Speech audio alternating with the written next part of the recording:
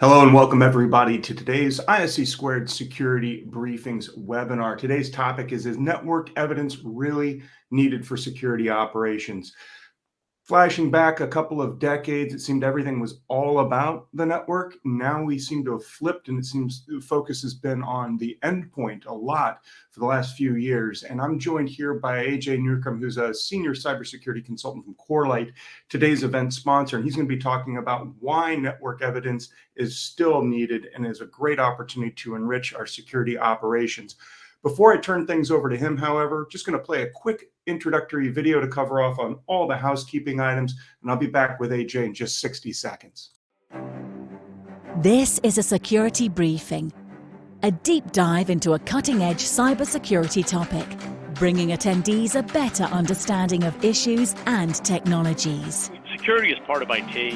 I know that sometimes a controversial statement. In general, I want to say ransomware should be treated as an inevitable event or incident. This webcast is interactive and we want your questions. Please submit via the Questions tab and we'll address as many questions as possible during the time we have for this webinar. Don't forget to leave your feedback and comments, as well as rating in the Rate This tab. We take all feedback and comments seriously, and we want to hear from you. CPE credit will be submitted for ISC Squared members within 5 to 10 business days. If the presentation is freezing, please refresh your browser. Now, get ready for a security briefing.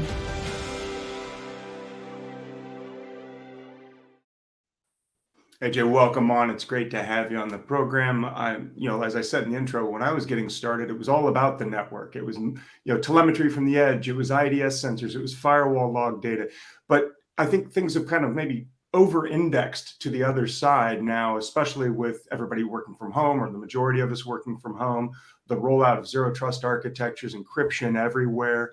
Can't wait to get into the material with you today. This audience, I'll warn you though, isn't shy, so please save time for questions at the end, but I'll turn the baton over to you.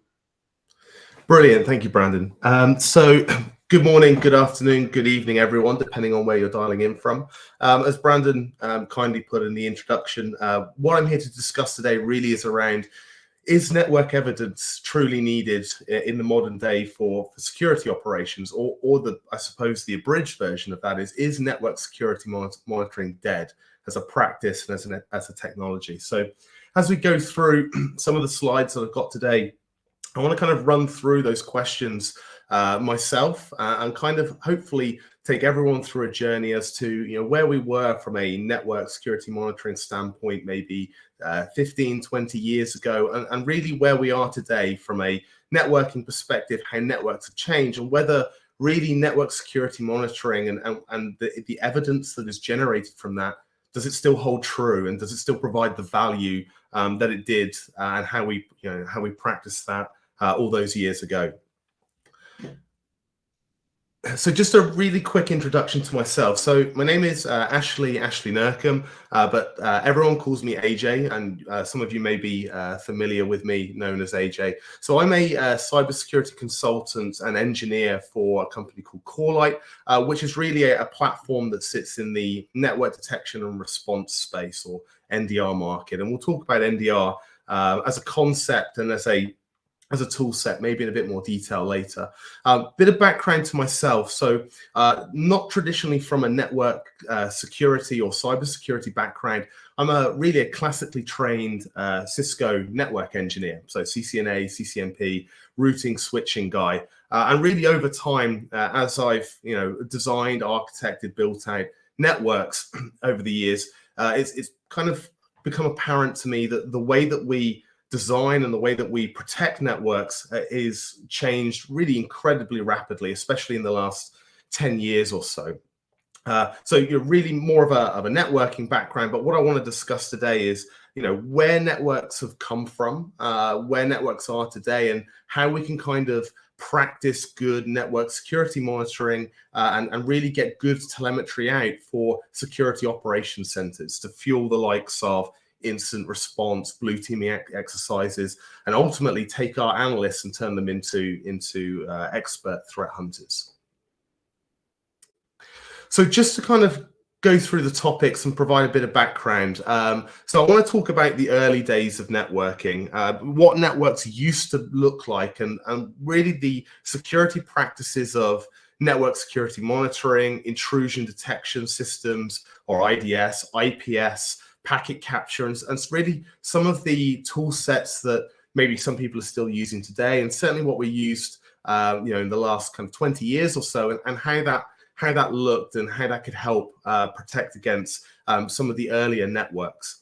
I then want to kind of take you through a journey of how those networks have changed in their makeup, and whether that tool set, whether that tooling stack is still fit for purpose in modern day networks. When I say modern day networks, that could be software defined networking, Kubernetes environments. Obviously, we have infrastructure as a service. So there's a lot of different ways that networks have kind of changed, evolved, and expanded over the last couple of decades. And really kind of where we can take those original practices in the early days and maybe apply those in the modern day. I then want to discuss the perfect storm, the rise of network complexity versus also the rise in risk from some of the advanced techniques from some of the threat actors we see out there in the field.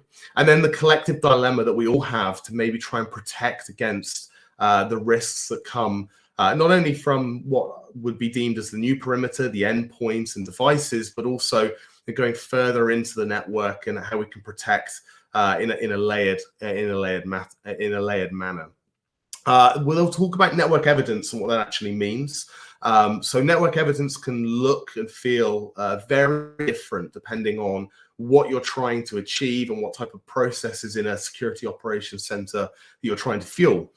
So whether that is packet capture for digital forensics, whether that is metadata, NetFlow logs, server logs. So we'll discuss what evidence is and where that can be best practiced.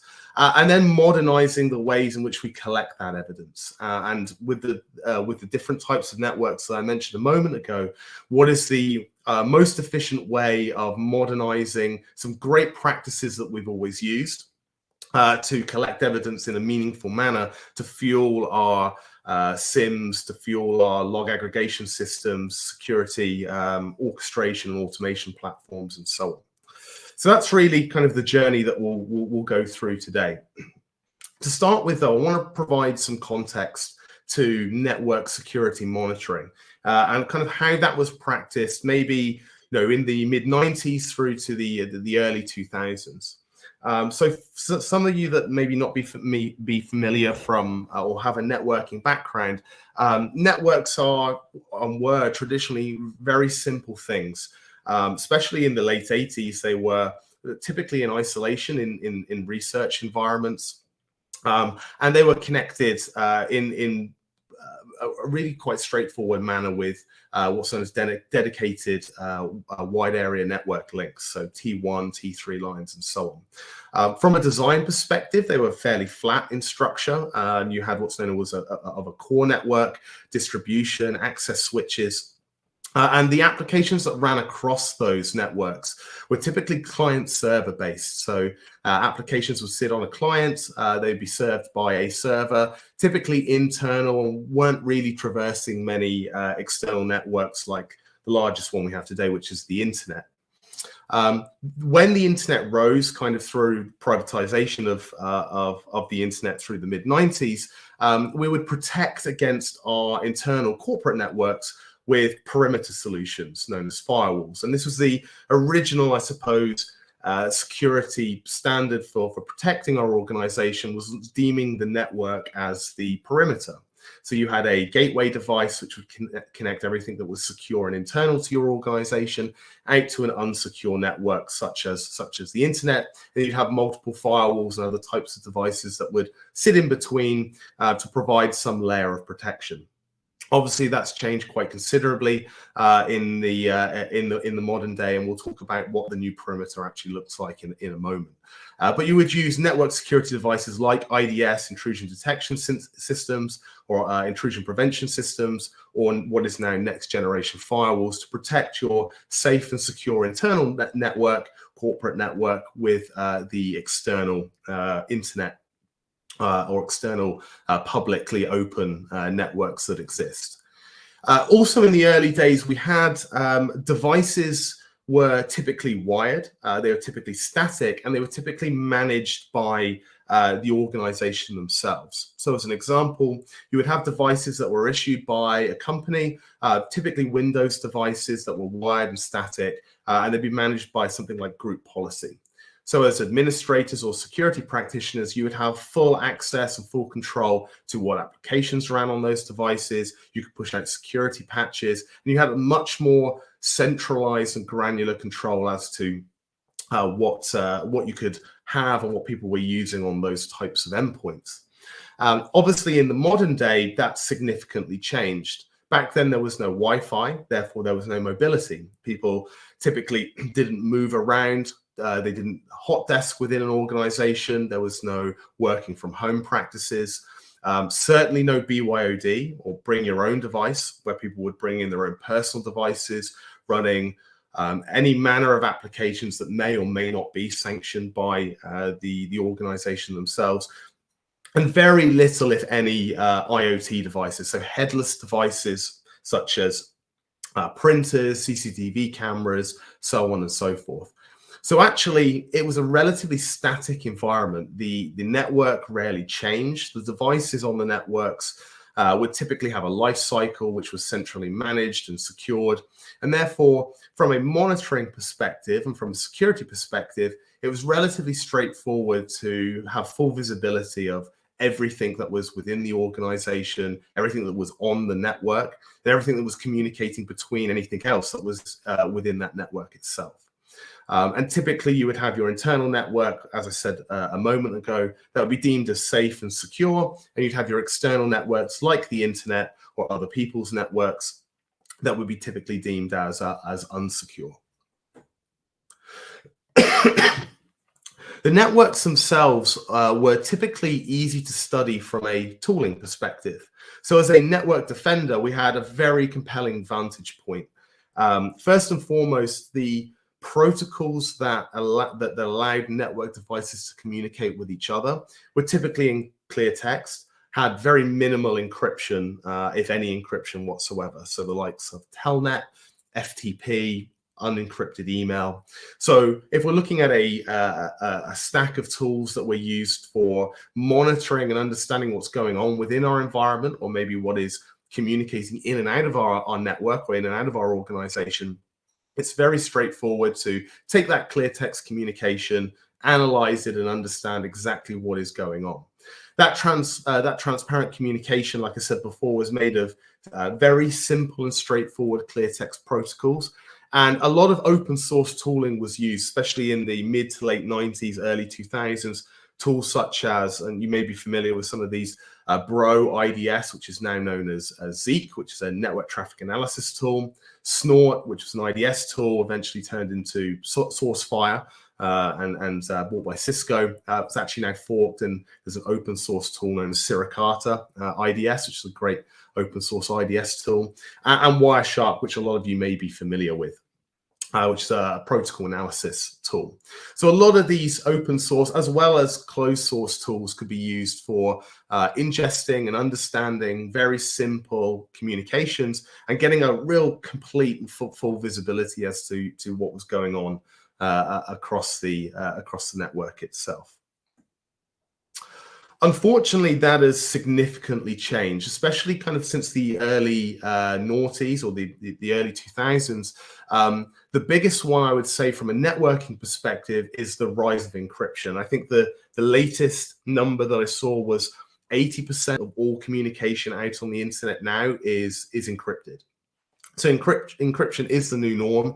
And obviously there is a balance to be had between security and privacy. But as network defenders, that's absolutely something we need to take into consideration, is how do we deal with encrypted traffic? Because encrypted communications and not being able to understand or see payload or see what is going on within our organization then causes blind spots. So as you can see here, nothing stands still. Everything is always changing. And as network defenders, we absolutely have to change with that. So the rise of encryption is not going to go away.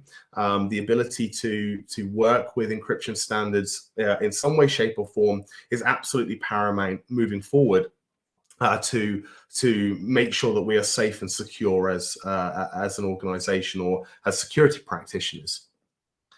The other thing to add with encryption is some of the newer encryption standards. So TLS 1.3, and specifically something known as certificate pinning, means the traditional methods of being able to decrypt, analyze, and look at traffic and then re-encrypt is going to become incredibly difficult, if not impossible, in the near future. And this is how typical next generation firewall players, as an example, have dealt with encryption up until today, which is what's known as break and inspect, decrypt, analyze, and re-encrypt. But the way technology is moving is that it's becoming more and more difficult, if not, like I say, impossible in the medium to short term. So we'll talk about how we can deal with encryption maybe in a couple of slides' time. Also cloud native apps. So before we had all of our applications on premise within data centers or within our own secured networks. That's now being pushed more and more so out to infrastructure as a service or even software as a service. So how do we deal with applications that actually exist outside of potentially our realms of control? I mentioned work from home and work anywhere. This has obviously been highly accelerated by the pandemic. So the ability to secure people when they are out and maybe connecting to networks that you may not have control or any visibility of whatsoever. And then the rise of complexity with overlay technologies and overlay architectures, both from a network and a cyber perspective, like zero trust, SASE, secure service edge, as well as network technologies, as I mentioned before, software-defined networking, overlay and underlay technologies, and especially with the likes of SD-WAN, which is where everything is put within VPN tunnels. We need to ensure that we can deal with those that movement of better and more robust blueprints and technologies, but also being able to get as much understanding from the network as humanly possible. And also, there has been a huge trend, especially since the rise of the iPhone, so since 2007 or so, which is the move from managed devices, as I mentioned at the beginning, from managed Windows devices with group policy to unmanaged devices. Bring your own devices with smartphones and devices that may not be possible to be centrally managed by an organization. So from a networking perspective, the network itself is never standing still. It is always evolving and always changing. And as network defenders, we have to deal with that. But it's also then compounded by a whole host of other issues from the cybersecurity side of the house. So we have digitization of pretty much everything. But more importantly, we're seeing a rise of powerful attack tools, also attack tools that are being generated and made very easy to use. So even people with limited understanding of the tools themselves can really get hands-on and start to create very compelling and very advantageous attack methods on the network, like I said before, with very limited understanding of networking itself. We're probably all familiar with an incredibly lucrative zero-day market that is out there. That's something that we have to deal with as security practitioners, as well as network practitioners. And then we have the politicization of the internet and obviously the rise in conflict and risk in general. So these two things together are ultimately creating this kind of perfect storm, which is a huge rise in complexity on the tech stack side of the house and also a huge rise in risk. And that is something, as I said before, as network defenders, that we have to deal with, and we've had to deal with really since over the last 20 years or so. So really the question now is, does network monitoring still offer defenders, so whether that be network defenders or a security operations center in general, a compelling vantage point? It gave us a huge and a compelling advantage point when we had clear text protocols, no encryption, so on and so forth. does that statement still hold true today? Now, there's a couple of use cases, I suppose, or case studies that I wanted to kind of run through, which should hopefully answer that question.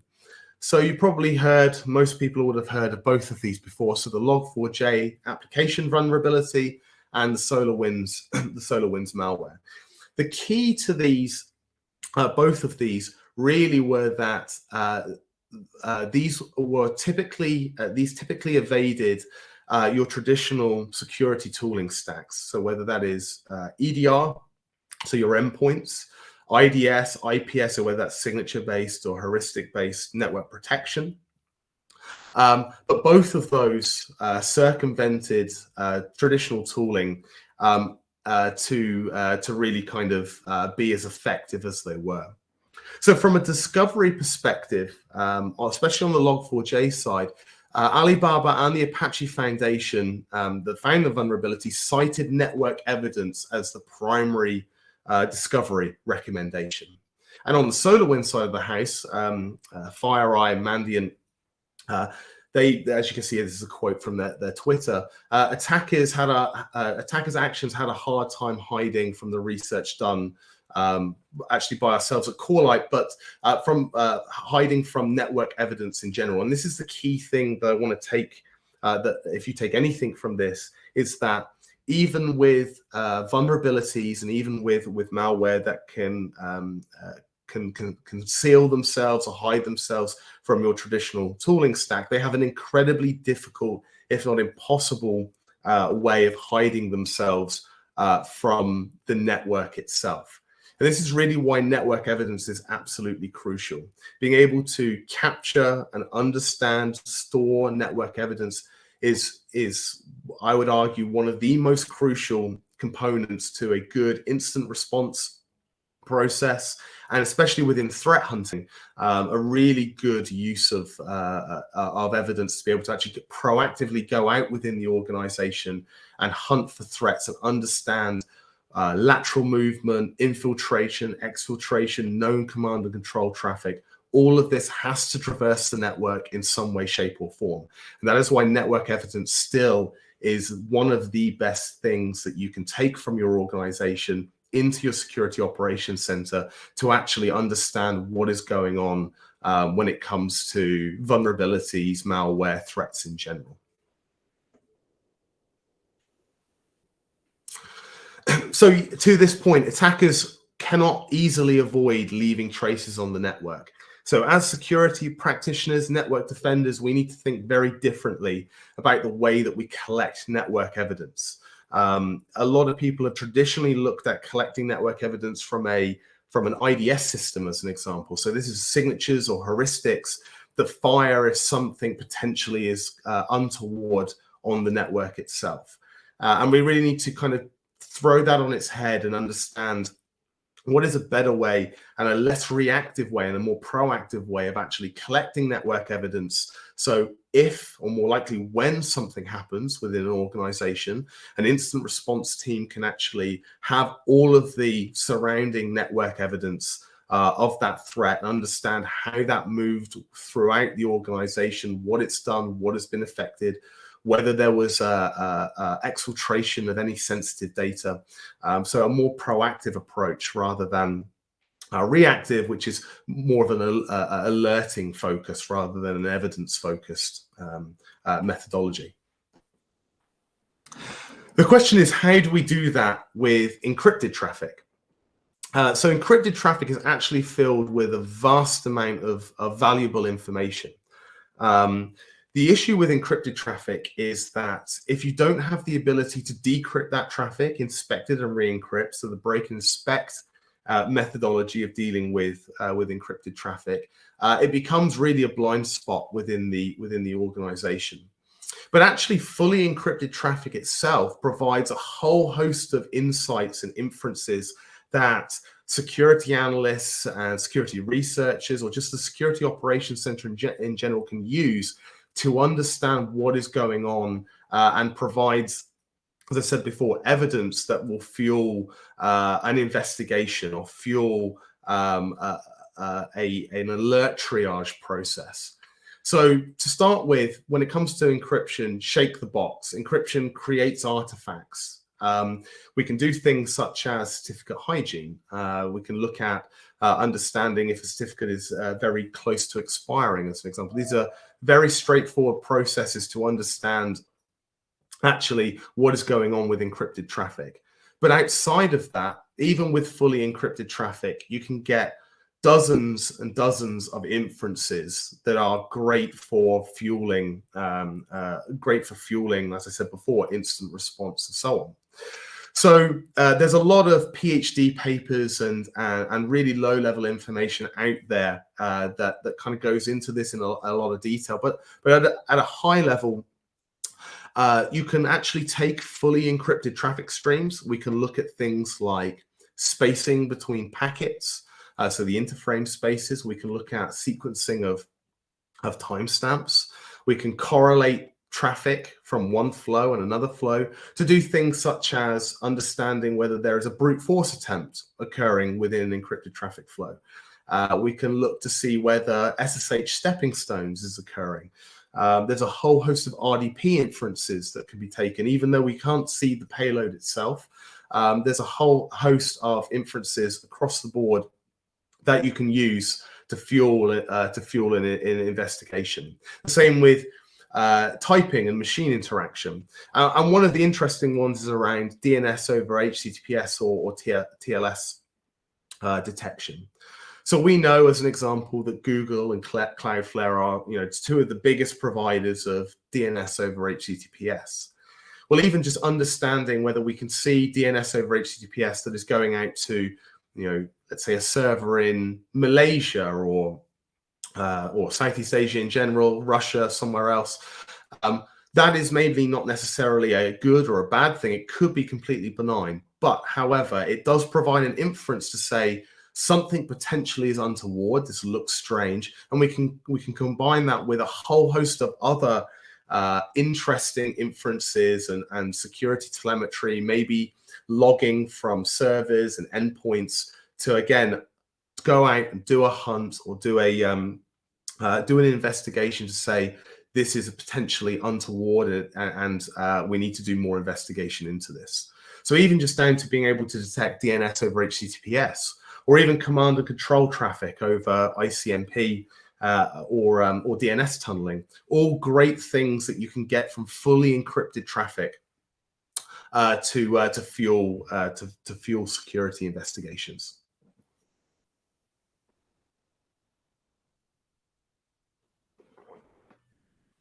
The next thing we need to look at is around modern architectures. So networks as an underlying technology really haven't changed too much. Routing, switching, yes, it's got quicker, it's got faster. But actually, when we start to move out of our campus networks and our traditional on-premise network environments and data centers, modern architectures that present themselves within the cloud are fundamentally different. Now, if we look at, let's say, Kubernetes as an example, which is kind of more on the bleeding edge side of where networking is, these ephemeral environments that can really appear and disappear in a heartbeat. We need, again, a good way of understanding how we monitor those networks, as they may not be there one moment to the next. So there's a whole host of ways of monitoring traffic within Kubernetes environments, analyzing traffic and enriching Zeek logs as an example with that, generating great insights. So you can actually see on here, this is a high level kind of architecture of how you would monitor a Kubernetes environment. But from a network evidence perspective, Zeek logging is a great way of getting an understanding of what is going on in the network, especially from a security practitioner perspective.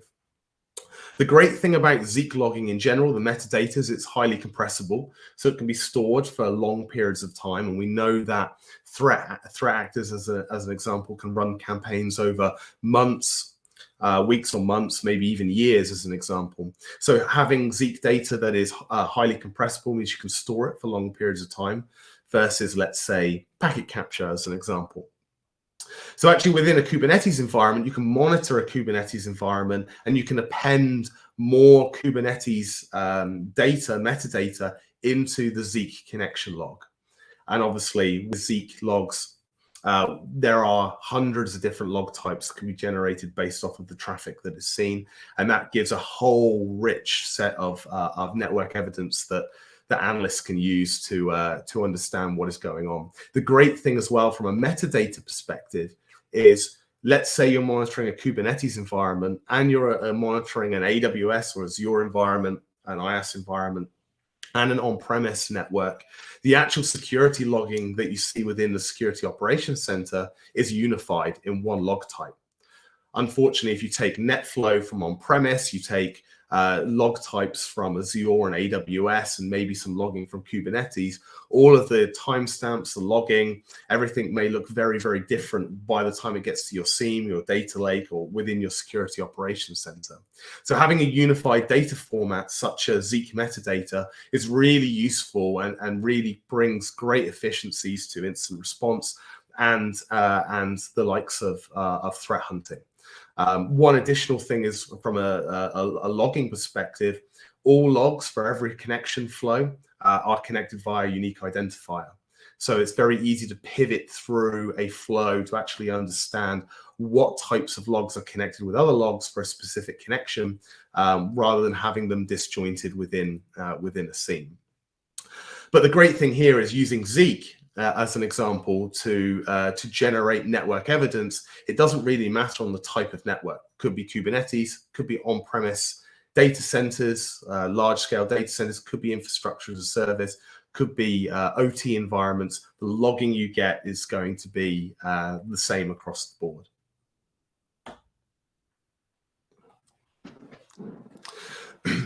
So we're actually starting to see the pendulum swing back in the last, I'd say, 5 years or so.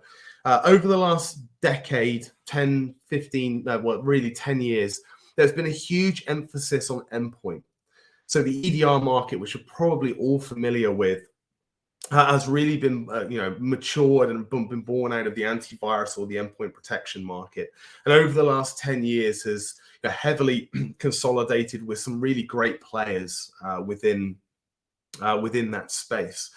This is primarily driven from a statement, I suppose, that I made at the beginning, which was the moving from the network edge as the security perimeter to the endpoint, the devices actually being the new edge.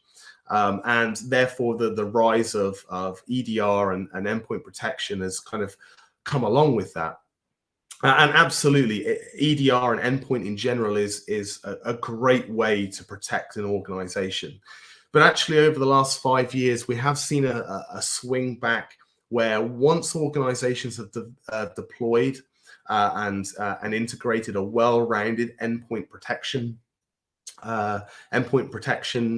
product and kind of secured those managed and unmanaged devices, they then go through an audit process, whether that's internal or through an external company, to actually understand where there may be black spots within the organization. And 9 times out of 10, the result of that audit is the network itself. So going deeper into the network, looking at maybe devices where endpoint can't be deployed. So IoT devices, OT devices within your infrastructure as a service, maybe in high throughput, large data centers or into the campus network. And therefore, security operations centers are now looking to, I suppose, evolve or change their traditional or archaic network security monitoring practices and actually now collect and gain evidence deeper within the network itself to understand the likes of lateral movement, to understand the likes of exfiltration or command and control traffic. So there is definitely a swing once an endpoint protection product has been deployed and used to move more back to a network evidence or network security monitoring methodology to really kind of close off those blind spots, security blind spots within an organization. This has actually been underwritten by the recent Falcon presentations that we saw with the CrowdStrike XDR platform. Obviously, CrowdStrike very heavily involved and great on the EDR on the endpoint side, but actually their XDR platform being powered by NDR data itself. So if anyone is actually looking at an XDR process or an XDR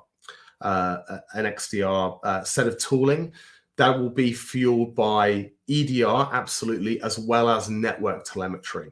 And that's really what you can bring together to give you a well-rounded XDR set of tools. So when it comes to network evidence, we really need to make it actionable. Data quality matters more than ever did before.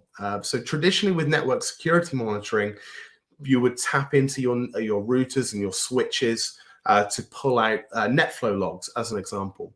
Unfortunately, NetFlow doesn't really cut it nowadays, and the analogy I like to give with NetFlow is it's kind of like a cell phone or a mobile phone bill. NetFlow is great from a bill perspective. It lets you know who you spoke to and really what duration you spoke to that person for. But as security practitioners, that simply isn't enough for us. What we really want is a wiretap. And that is where the likes of network metadata generation is absolutely crucial. So looking at something like Zeek data, so from an open source perspective, Zeek data is great for that kind of low-level network evidence to be used in IR and threat hunting. Or if you really want to get into the low level for digital forensics, packet capture is also another great way of being able to pull off the raw packets and put them into a packet capture analyzer to do that digital forensics. The other thing is that encryption is not the end of the road. There are a whole host of incredibly complex and great techniques that are available out there in open and closed source tool sets to be able to fuel your security operations center with inferences to be able to investigate actually what is going on within the organization itself. New application architectures provide a great advantage point for collection of network evidence, especially moving to infrastructure as a service. So the likes of AWS, Azure, GCP, and others. We all hoped as network engineers, when the likes of Amazon redeveloped layer 1 and layer 2 networking, that they would do that with security in mind. Traditional network protocols were never developed, back in the 80s with security in mind, and we hoped that the infrastructure as a service providers would do something different. Unfortunately, that wasn't the case. So the move to infrastructure as a service really gives us a great advantage point to be able to deploy probes and deploy great tool sets to be able to capture and understand what is going on at a low level within infrastructure as a service. And like I said before, in a unified way. You can do network security monitoring within infrastructure as a service just as well as you can within your campus networks or within your data centers. And from a SOC perspective, you're getting a unified set of telemetry, regardless of the types of networks that you're getting. You're getting a unified set of network evidence. As well, with security overlay blueprints like and network tools like SASE, cloud access security brokers, zero trust, these can absolutely be an opportunity, not an obstacle to network security monitoring. With the likes of, as I said before, zero trust, assume breach, it means that we have to have the evidence collected within our organization to assume that that's already happened, and therefore have all of the relevant evidence to be able to deal with that once the likes of, let's say, the instance of compromise come out. And there's some great case studies that I've seen where instances of compromise have been released, and because you've stored network evidence for 6, 12, 18 months, it's very easy for security analysts or the SOC itself to go back through and query network evidence to see, This is when infiltration happened. This is when lateral movement happened. These were the systems that were compromised. This is hopefully when exfiltration didn't happen, but if it did, when it happened, where it went to. So having all of that evidence at your fingertips is absolutely crucial for when a breach occurs. And the key thing here is that even the most skilled adversaries, state-sponsored actors and so on, all of them leave traces within the network itself. And this is why network evidence is, and the collecting of network evidence is still so absolutely crucial, because even if it circumvents your endpoint or your traditional detection tools, it's always going to leave breadcrumbs. It's going to leave some kind of fingerprinting in the network traffic itself. And that's why network security monitoring is as important today as it ever has been or ever was before. So with that, I'll hand back and take questions. Splendid. Thanks for that, AJ. You know, you touched on a whole lot of open source tools, many of which I'm running right here on my desk in my own home lab. But you know, a lot of these commercial products or even open source tools that now have a corporate benefactor. You mentioned, you know, like SourceFire and some of the others. You know, we've got Nessus now for Tenable. I mean, it seems to be the trend, right? Yeah. Anything that people need to worry about, pitfalls of interactions. You know, I know you like myself are an old Cisco guy. Back in the old days, it was all just about dump everything to syslog, but it's a little more complex now. Are there anything that people should look out for when combining commercial and open source? Yes, there's a couple of things. So absolutely, there's a benefit to have with both open source and commercial tooling, and there's also kind of a nice blend in the middle as well. So what I would refer to as open core technologies. You mentioned Nessus to Tenable, and obviously I said Snort to SourceFire, and a whole host of others. So there are balances to be had with purely using closed source tools. The great thing with a commercialized tool is that you have vendor support, 24/7 support, sure. Contacts, break fix, firmware updates, and so on, but you ultimately don't get any understanding of the code itself. It may be that they're the subject to vulnerabilities that you might not be aware of until the vendor themselves, let's say, releases that information. On the open source side of the house, you kind of have the opposite. So open source is fully transparent. It's, I would argue, battle hardened. So it's used significantly out in the field globally. And the tools I mentioned, Zeek and Suricata, they are some of the greatest, I'd say, security tools that I've used in the past. The pitfall with open source is that manageability. So open source tools are typically hard to deploy, and they take a lot of overhead to feed and nurture and tune. And also you don't have that support network. So you don't have your telephone support, you don't have your break fix. You don't really have anyone to call other than maybe the open source community in a forum way. And then I mentioned before, you've got that kind of middle balance, which is an open core company, which is using open source technology, but providing a commercialized wrap around that. Using those in conjunction, I think there's a great balance to be had between open source and commercial tools.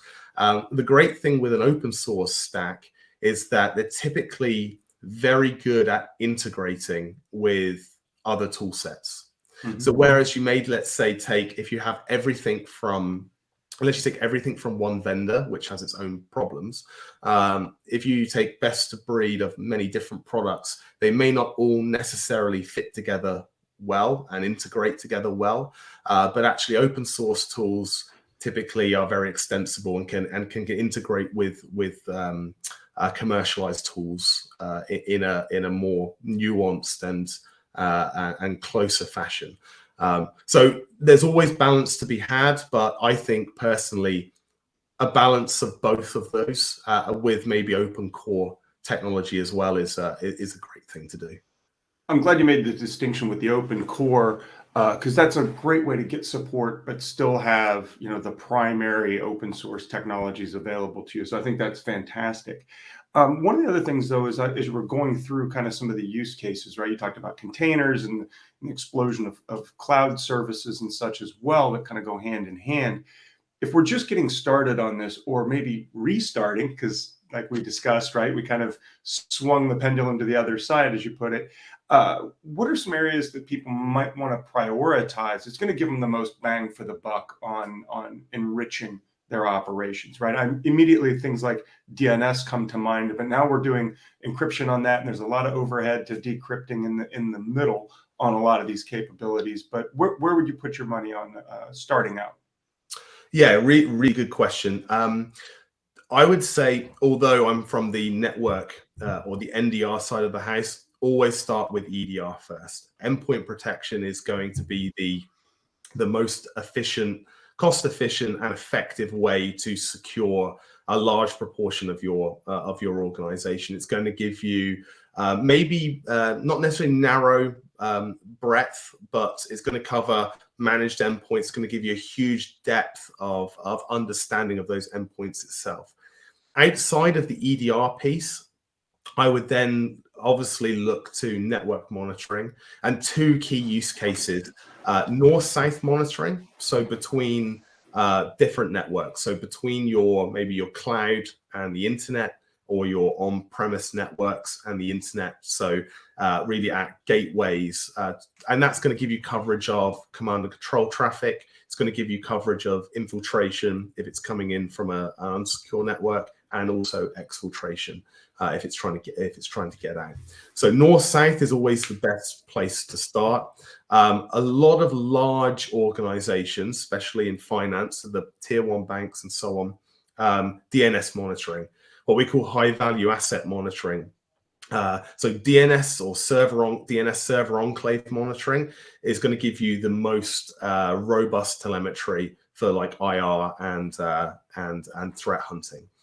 The issue with DNS monitoring is if you're trying to monitor from DNS servers directly, typically what happens and what I see is that security engineering will go to the server teams or the infrastructure teams and say, please, can you turn on logging from your DNS servers? And the answer then is usually quite quickly no.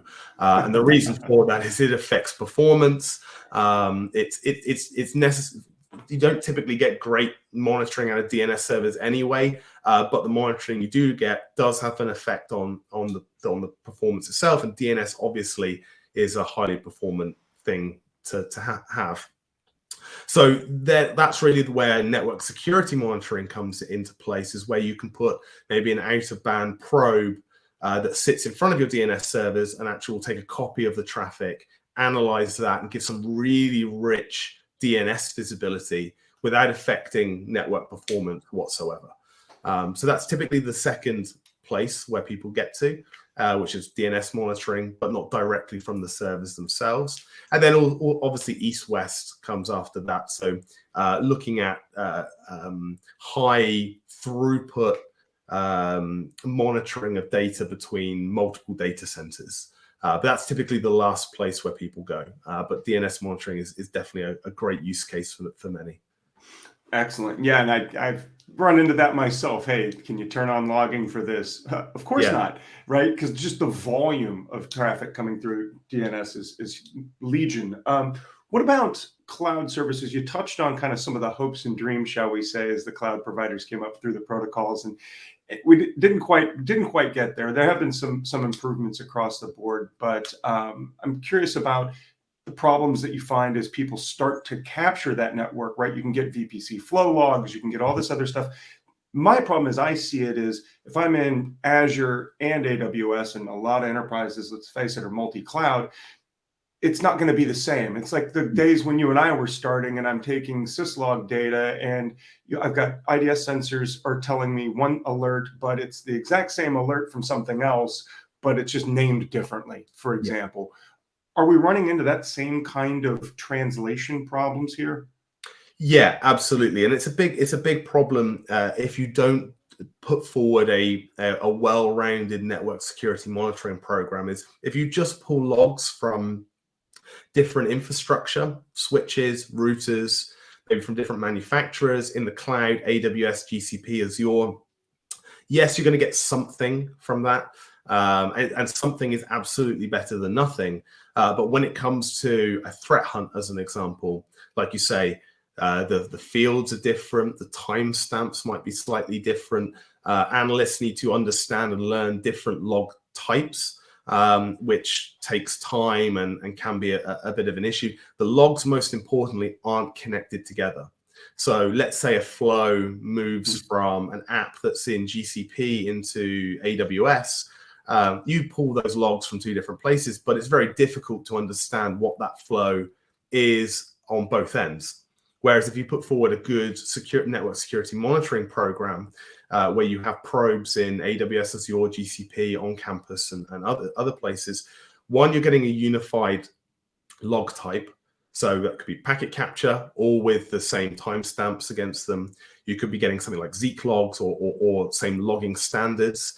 And all of those different logs are connected together with what we call a unique identifier.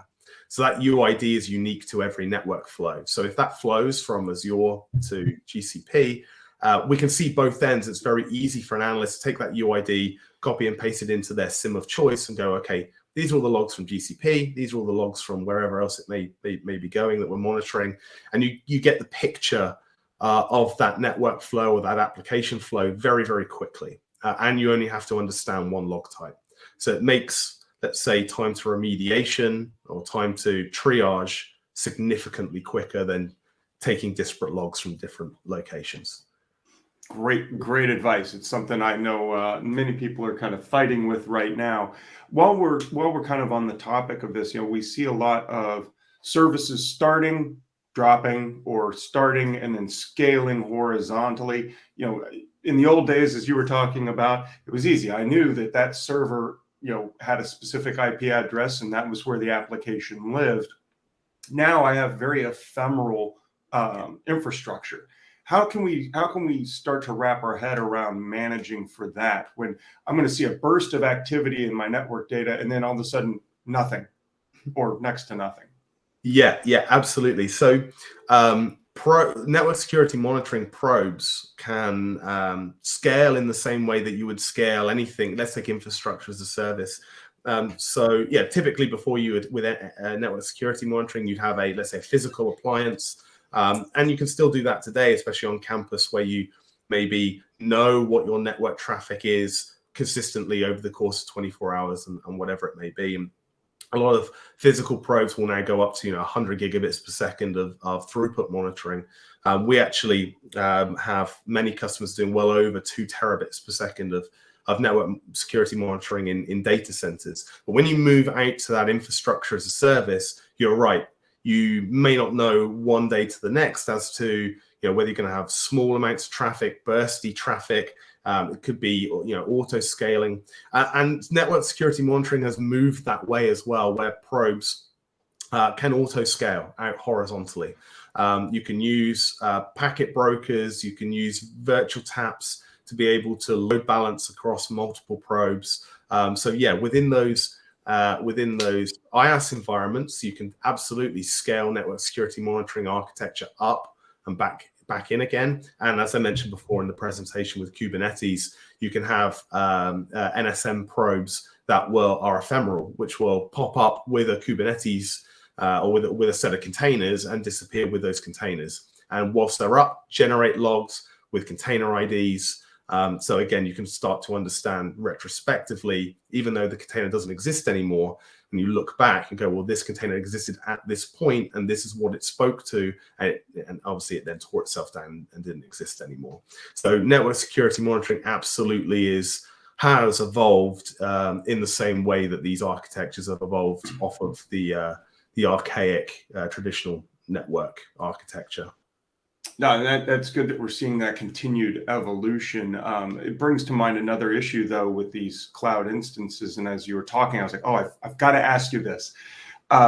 We get charged a lot to move our data out of our clouds. It's often cheap to store there. How do you reconcile where you put your data, especially in a multi-cloud environment? I may have some services in AWS. Do I store local there? And then I have my Azure data over here. Do I bring it all back to, say, a central location in one or more of the cloud providers? What kind of guidance can you give us on storage, location, but also some best practices that you're seeing from a retention perspective, especially for longtime threat hunters? Yeah, absolutely. I'll answer the last part of that question first. So from a threat hunting perspective, if you're looking at getting, and what I would highly recommend people move to threat hunting, and a lot of people are going that way, we see a lot of people standing up data lakes that are separate to their SIEM solutions, specifically for long-term data retention for threat hunting only. So that could be, that could be a SaaS-based data lake. It could be something that you build on premise. But we are actually seeing a trend, especially in the Fortune 50 style companies and actually out to the kind of Fortune 2000s, where they're actually standing up completely isolated, separate data lakes just for long-term log storage of network, EDR, server logs, and so on, that are used for threat hunting alone. So that's what we see. And it's something that seems to be quite advantageous, because the problem also occurred with SIEMs, where ingestion costs into SIEMs could almost be bankrupting, depending on the provider that you have. From a cloud perspective, we didn't really get the chance to talk about the different types of evidence. Talk about metadata, talk about packet capture. File carving is something else that can occur, where you can see files within a flow, carve off the file, repackage it so you get the full digital forensic file that can be put into something like a cloud, into a sandbox technology. So there's lots of different ways to collect and generate evidence. That evidence can be great in different places. So with metadata, as an example, if you're doing it in multiple cloud environments, you can batch export rather than stream that into S3 as your blob storage.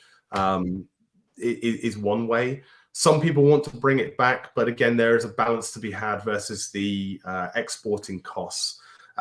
Actually, within a lot of modern day network security monitoring products, there's a huge focus on data reduction techniques. So the ability to compress data, strip out unwanted data, filter data, specifically to avoid the costs that you come with with storage, as an example. Because as we all know, the longer you can store stuff for, the more effective it is. So there's always been and always will be a big focus on being able to compress and filter and tune data to be able to store it for long periods of time. But we see it everywhere. We see it deployed we see it being stored within S3 as your blob and so on, as well as on-premise SAN or storage area networks. But yeah, the big one at the moment is, if you're looking at threat hunting, separate data lake seems to be a trend.